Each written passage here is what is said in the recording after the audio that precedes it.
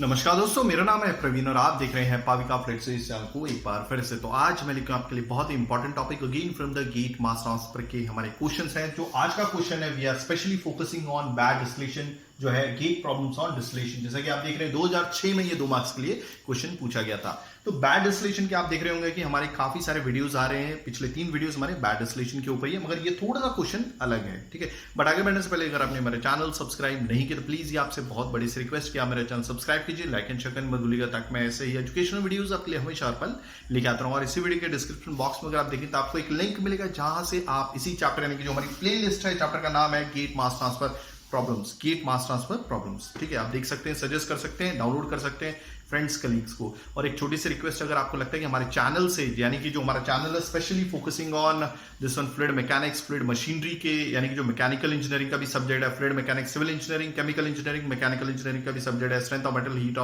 Heat transfer, GATE के भी question हमने स्टार्ट किया। अगर आपको लगता है कि हमारे चैनल से आपने कुछ बेनिफिट उठाया है, सही में पास किया है, क्योंकि काफी सारे आए दिन कमेंट्स आते हैं कि सर हमने आपके क्या बोलते हैं चैनल से पास किया ये सब्जेक्ट, तो प्लीज दिल खोल के डोनेट कीजिएगा। इसका डिस्क्रिप्शन मींस इसका लिंक भी डिस्क्रिप्शन बॉक्स में दिया हुआ है, ठीक है। तो चलिए स्टार्ट करते हैं हमारा ये क्वेश्चन, जो काफी इंपॉर्टेंट। आपको मालूम है यूनिवर्सिटी में अलग अलग यानी कि 5 मार्क्स का क्वेश्चन पूछा जाता है, 10 मार्क्स का होता है। तो एटलीस्ट गिवन डेटा लिखिए। अगर आप अटेम्प्ट नहीं भी कर पा रहे हैं तो एटलीस्ट आपको 1 या 2 मार्क्स तो मिलेंगे डेफिनेटली। तो चलिए स्टार्ट करते हैं। ओके, साथ में लेंगे गिवन डेटा और डायग्राम भी बनाएंगे। जैसे कि आप देख रहे हैं इस क्वेश्चन में 4 ऑप्शंस दिए हुए हैं। Okay, 100 mole of binding mixture F containing a 60 mole% A more volatile and 40 mole% B is treated in a bad distillation still। आपने देखा कि ये कॉलम देखिए, डिस्टिलेशन टेक्निक्स अलग अलग होती हैं। एक बैड डिस्टिलेशन होता है, फ्लैश या फिर इक्विलिब्रियम डिस्टिलेशन होता है, कॉन्टिन्यूस डिस्टिलेशन होता है। कॉन्टिन्यूस डिस्टिलेशन को हम मैकेप-थिल मेथड से एनालाइज करते हैं। देन दूसरा जो मेथड है पॉन्चन-सेवरेट मेथड है, जो काफी एक्यूरेट माना जाता है, मगर काफी कम यूज में। अगर 25 से ज्यादा प्लेट्स निकल जाती है तो फिर दैट मींस हमें वो यूज करना होता है, ठीक है। ओके, तो बैड डिस्टिलेशन का जो डायग्राम है वो कुछ इस तरह का होता है। यहां पर फीड डाल दी जाती है, इसमें 2 कंपोनेंट है A plus B। Okay, A जो है हमारा मोर वॉलेटाइल कंपोनेंट है, यानी कि A का बॉइलिंग पॉइंट कम है, ठीक है, और B का ज्यादा है। मान लीजिए A मेथनॉल है, B पानी है। ओके, तो यहां से आके वेपर्स निकल रहे हैं। ओके, तो यहां पर जो होगा ये अपना बॉटम प्रोडक्ट है। जैसे जैसे डिस्टिलेट, देखिए फीड को सिंबल दूंगा F। ओके, फीड इसमें डाल दी, जैसे जैसे डिस्टिलेशन होगा धीरे धीरे फीड कम होती जाएगी और फाइनली रेजिड्यू बच जाएगा। रेजिड्यू को मैं बता रहा हूं सिंबल W से। ओके, अब जो वेपर्स निकल रहे हैं, ओके, वो कंडेंसर के थ्रू कंडेंस होंगे। ओके, डेफिनेटली हमें कुछ डिस्टिलेट मिलेगा, कुछ अमाउंट में रिफ्लक्स दे दिया जाएगा। सपोज ओके रिफ्लक्स, तो यहाँ पे डिस्टिलेट निकल गया, यहाँ पे L निकल गया, ठीक है। वो बात की बात है कि रिफ्लक्स दिया मैं सर वापस कुछ अमाउंट जो वेपर का है कंडेंस होने के बाद L देना या नहीं देना, वो बात की बात है, ठीक है। देखते हैं क्वेश्चन में क्या लिखा हुआ है। ओके, तो एक 100 मोल का आपका बाइंडरी मिक्सचर है, यानी कि 2 ही कंपोनेंट है। देखिए अगर 2 कंपोनेंट है A प्लस B, ठीक है, A और B, तो यानी कि ये बाइंडरी मिक्सचर है, यानी कि 2 से ज्यादा कंपोनेंट नहीं है। ओके, उसमें जो फीड है, फीड में 60 मोल% मोर वॉलेटाइल कंपोनेंट है, साफ साफ दिया हुआ है। ओके, तो मोल देखिए, अब मोर वॉलेटाइल कंपोनेंट 60 मोल% है, तो मैं मोल फ्रैक्शन लिखता हूं, यानी कि यहां पे बता हुआ है कि फीड में 60 मोल% आपका क्या है, मोर वॉलेटाइल कंपोनेंट, वो भी कौन है, A है, ठीक है। ओके, तो यहां पे मोल % दिया हुआ है, तो एक काम करता हूं मैं इसको मोल फ्रैक्शन में लिख लेता हूं, ठीक है। मोल % को 100 से डिवाइड करोगे तो मोल फ्रैक्शन आएगा। तो मोल फ्रैक्शन क्या होता है, ये मोर वॉलेटाइल कंपोनेंट का लिक्विड फेज में, क्योंकि फीड तो लिक्विड है, लिक्विड फेज में क्या बोलते हैं, ये मोल फ्रैक्शन है किसका, मोर वॉलेटाइल कंपोनेंट का लिक्विड फेज यानी कि फीड में। ओके, और F क्यों लिख रहा हूं, क्योंकि ये फीड में, और A क्यों लिख रहा हूं, क्योंकि A है ये। ओके, कितना है 0.6, 60 को 100 से डिवाइड किया। ओके, 40 मोल% आपका क्या है, more volatile means less volatile component है, यानी कि B है, तो लिखने की जरूरत नहीं, समझ में आ जाता है कि अगर XFA फीड में 0.6 है तो डेफिनेटली जो दूसरा होगा वो पॉइंट क्या होगा, 0.4 ही होने वाला है। ओके, कोई प्रॉब्लम नहीं है। ओके, इसे बैड डिस्टिलेशन में डाल दिया जाता है। Okay, after 1 hour 70 mole of the distillate are collected leaving behind the residue W। 1 घंटे बाद जब डिस्टिलेशन लगभग खत्म हो जाता है तो 70 मोल डिस्टिलेट रिकवर कर लिया जाता है। मान लीजिए यहां पर हम 70 मोल डिस्टिलेट, जो D की वैल्यू है वो निकाल लेते हैं, ठीक है। यहां पे लिख लेते हैं वैसे D इज इक्वल टू 70 मोल 1 घंटे बाद, ठीक है।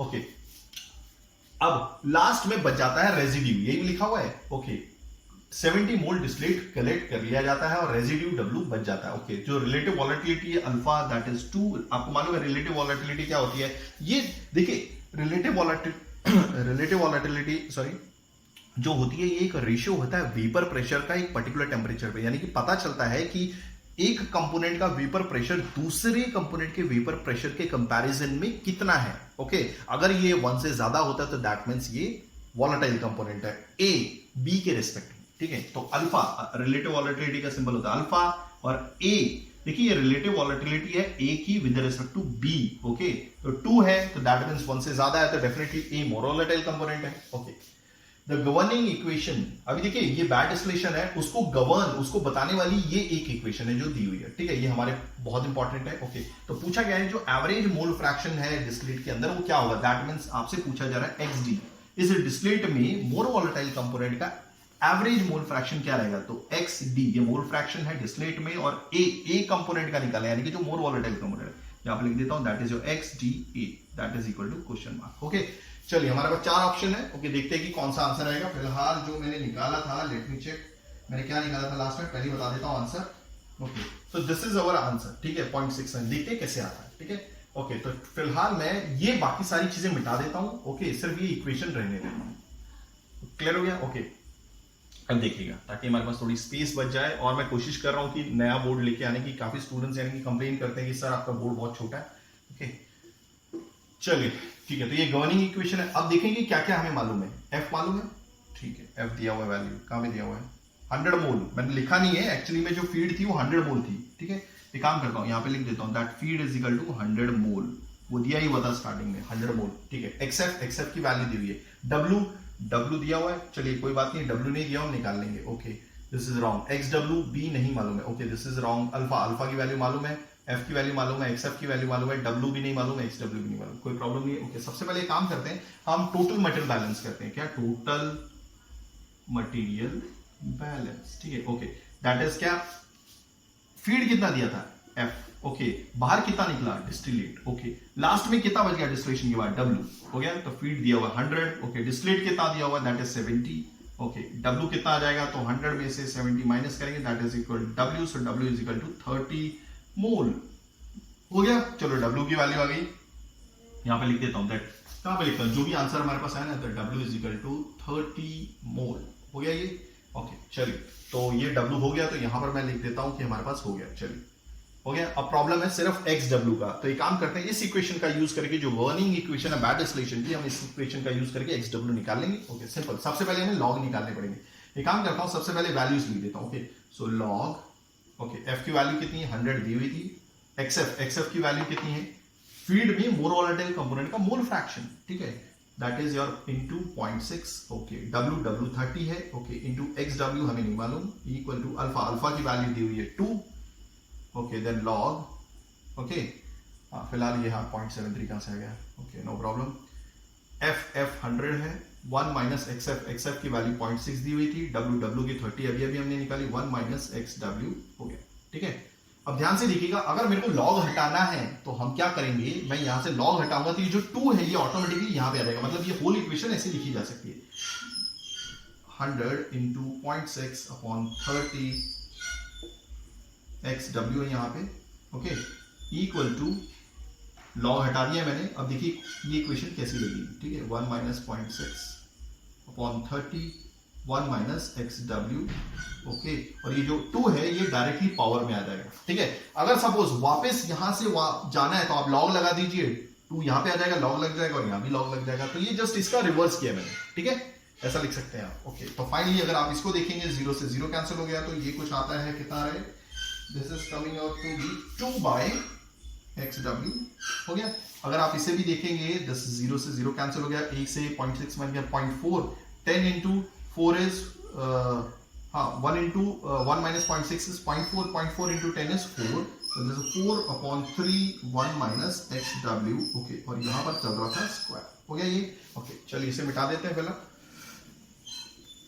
आप कमेंट कर सकते हैं, कोई भी क्वेश्चन हो आपका केमिकल इंजीनियरिंग का, heat transfer, mass transfer, then your process calculation, मैं कोई भी क्वेश्चन लेके हाजिर हो जाऊंगा, भले 2019 या 2020 का होगा। ठीक है, okay, so you don't worry for that. Okay, तो सिंपली मैं क्या कहूंगा, अभी जैसे 2 by X W is equal to, अब ये स्क्वायर दोनों पे कॉमन है, सो 16 बाय 4 का स्क्वायर और ये 9 का स्क्वायर, और नीचे आ जाएगा 1 माइनस एक्स डब्ल्यू का whole square. Okay, cross multiply करूंगा, ये 2 9 जा 18 हो जाएगा, ये यहाँ पे आ जाएगा, तो this is 18 1 minus x W का whole square, this is 16 x डब्ल्यू। ये क्वेश्चन वैसे आसान है, इतना हार्ड भी नहीं है, बट यहाँ पर आपको मालूम होना चाहिए कि करना कैसे, ठीक है।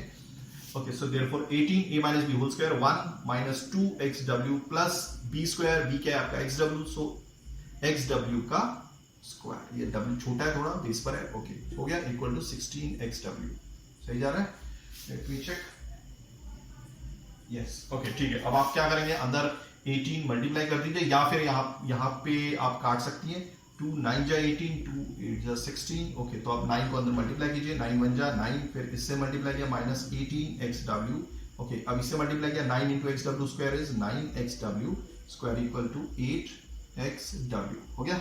अब क्या करना है, सिंपली 9 एक्स डब्ल्यू का स्क्वायर, ओके, अब देखिए नेगेटिव 18 एक्स डब्ल्यू और यहां पर भी 8 है, तो ये इस साइड आएगा तो नेगेटिव 8 हो जाएगा, तो नेगेटिव 18 माइनस 8 कितना हो जाएगा, दैट इज योर 28 26, तो negative 26 X W plus 9 equal to 0। Let me check, क्या ये इक्वेशन है हमारे पास, सही है। अगर आप इसको मतलब कैलकुलेटर का यूज करके निकालेंगे तो this is coming up to be कितना है 0.4। आपको दो आंसर मिलेंगे, एक एक्स डब्ल्यू 2.4 भी आएगा, वो नहीं लेना है क्योंकि मोल फ्रैक्शन कभी भी एक से ज्यादा नहीं होता, so we have to take 0.4, ठीक है। सो 0.4 आ गया है आपका कहां का, यहां का कंपोजिशन। ये एक्स डब्ल्यू क्या है, जब डिस्टिलेशन हो गया 1 घंटे बाद तो जो रेजिड्यू बचेगा उसके अंदर जो मोल फ्रैक्शन होगा मोर वोलेटाइल कंपोनेंट का, लास्ट में क्या होगा आपका कितना 0.4, ठीक है। So this is X W is equal to 0.4, हो गया। चलिए तो इसको मिटा देते हैं। अब हमें ढूंढना क्या था, हमें ढूंढना था कि ये जो डिस्टिलेट हमने कलेक्ट किया इसमें मोल फ्रैक्शन मोर वोलेटाइल कंपोनेंट का कितना है। तो सिंपली मैं क्या करूंगा, यहां पे मटेरियल बैलेंस करूंगा, किसका, मटेरियल बैलेंस ऑफ किसका करूं, मोर वोलेटाइल कंपोनेंट का ए का करूंगा, ठीक है। ओके, तो सबसे पहले मैं फीड लेता हूं, फीड कितनी है 100 में आपका कितना, मतलब मोर वोलेटाइल कंपोनेंट कितना है 60 मोल परसेंट, 60 तो परसेंट है यानी कि डिवाइड बाय 100 करना पड़ेगा, यानी कि 100 का 60 कितना परसेंट है, यही मतलब है। ओके, डिस्टिलेट में देखिए, डिस्टिलेट में आपका मोर वोलेटाइल कंपोनेंट का मोल परसेंट कितना है, समझ में आ रहा है। तो कितना है डिस्टिलेट 70 का कितना मोल परसेंट आपका डिस्टिलेट है, फिलहाल वही तो ढूंढना है। फिलहाल यहां पर हमारे पास मोल परसेंट नहीं है, ये मोल फ्रैक्शन है, तो अगर मोल फ्रैक्शन दिया हो तो डायरेक्टली इसे मल्टीप्लाई कर दीजिए, एक्स डी ए, ये मल्टीप्लाई का साइन है इसलिए डॉट लगा देता हूं यहां पे, ठीक है, एक्स डी ए। अब परसेंट होता तो डिवाइड बाय 100 कर रहा होता, मगर ये ऑलरेडी 100 से डिवाइड है तो डायरेक्ट मल्टीप्लाई कीजिए, ठीक है।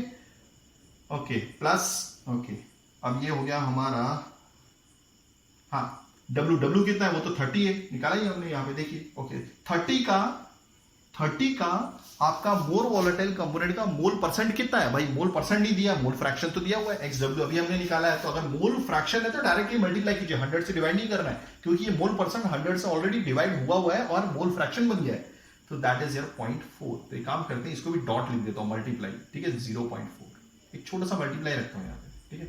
ओके, अगर आप इसे सॉल्व करेंगे तो 100 का ये कैंसिल, तो दिस इज 60 और ये हो जाएगा, ठीक है, 70 का एक्स डी ए, ओके, और 30 इंटू 0.4 कितना होता है भाई,